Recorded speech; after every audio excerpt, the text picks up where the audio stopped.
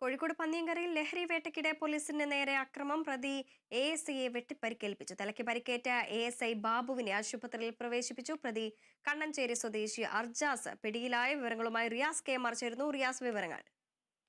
വൃന്ദ, ഇന്ന് വൈകുന്നേരമാണ് ഇത്തരമൊരു ദാരുണമായൊരു സംഭവം ഉണ്ടായിരിക്കുന്നത്. ലഹരി വേട്ടയ്ക്കെത്തിയ പോലീസിന് നേരെ പ്രതി കത്തി വീശിക്കൊണ്ട് അക്രമം നടത്തുകയായിരുന്നു. എഎസ്ഐയെയാണ് വെട്ടിപ്പരിക്കേൽപ്പിച്ചത്.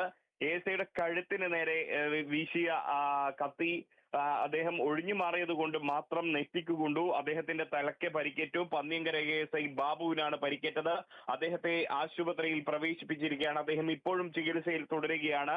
ഈ പ്രതി അർജാസിനെ പോലീസ് കസ്റ്റഡിയിൽ എടുത്തിട്ടുണ്ട്. പന്നിയങ്കര പോലീസാണ് പ്രതി അർജാസിനെ കസ്റ്റഡിയിൽ എടുത്തിരിക്കുന്നത്.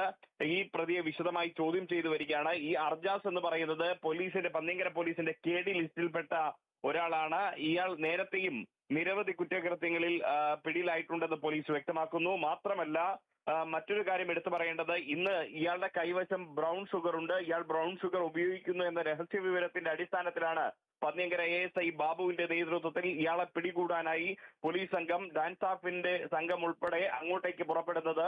അതിനിടെയാണ് കണ്ണഞ്ചേരിയിലെ ഒരു ബേക്കറി പരിസരത്ത് വെച്ച് ഇയാളെ പോലീസ് കാണുന്ന ഒരു സാഹചര്യം ഉണ്ടായത്.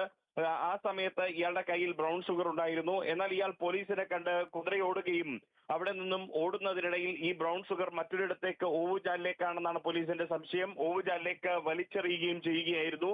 പിന്നാലെ ഇയാൾ തൊട്ടടുത്ത കോഴി ഇറച്ചി കടയിലേക്ക് പോയി അവിടെ ഉണ്ടായിരുന്ന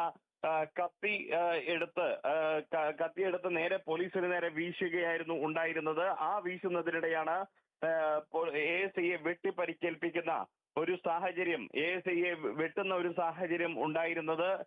ഒരുപക്ഷെ വധശ്രമം തന്നെയാണ് നടന്നത് എന്ന് പറയാവുന്ന ഒരു സാഹചര്യമാണ്. ഇത് സംബന്ധിച്ച് പന്നിയങ്കര പോലീസ് FIR രജിസ്റ്റർ ചെയ്യുന്നതേ ഉള്ളൂ. ഈ പ്രതിയെ വിശദമായി ഇപ്പോൾ പന്നിയങ്കര പോലീസ് ചോദ്യം ചെയ്തു വരികയാണ്. ഈ സംഭവത്തിന് പിന്നാലെ വിവരമറിഞ്ഞുകൊണ്ട് പന്നിയങ്കര പോലീസ് ഇൻസ്പെക്ടർ സതീഷ് കുമാർ അടക്കമുള്ള ഉന്നത ഉദ്യോഗസ്ഥർ അവിടെ എത്തി ബലം പ്രയോഗിച്ചാണ് പ്രതിയെ ഒടുവിൽ കീഴടക്കിയത്. ഇപ്പോൾ ഈ എഎസ്ഐ ബാബുവിനെ ആശുപത്രിയിൽ പ്രവേശിപ്പിച്ചിട്ടുമുണ്ട്. വൃന്ദ. ശരി റിയാസ്.